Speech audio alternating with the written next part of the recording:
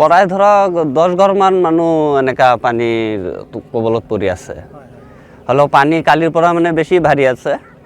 হ'লেও মাথাউৰিটো মানে বনাইছে হ'লেও ঠিকেই হ'লেও ফাটি গৈছে মাথাউৰিখন অঁ হ'লেও আৰু মানে পানী কবলত মানে আমি পৰি আছোঁ এতিয়া আমাৰ বহুত ক্ষতি হ'ল আমি মানে কঠীয়া চঠীয়া পাৰিছিলোঁ এইবোৰ সব মানে পানীৰ তলত ডুবি আছে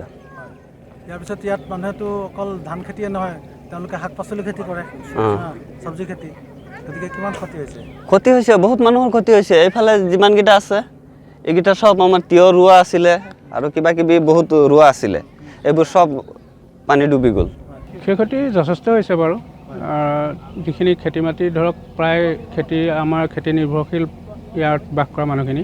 গতিকে প্ৰায় খেতি এতিয়া পানীৰ তলতে দেখা পোৱা গৈছে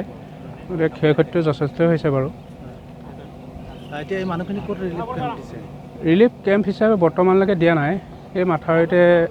ঘৰ বনাই কৰি তম্বু তৰি কৰি আছে আৰু তেনেকুৱা ধৰণে এতিয়ালৈকে চৰকাৰৰ ফালৰ পৰা তালৈ যাব 2-1 গৈছে কিন্তু প্ৰায়খিনি যোৱা হোৱা নাই এতিয়া ঘৰৰ বস্তুখিনি উলিয়াই আছে আৰু কঢ়িয়াইও আছে সম্পূৰ্ণ শেষ হোৱাকৈ নাই পানী বাঢ়ি আছেনে পানী এতিয়া বৰ্তমান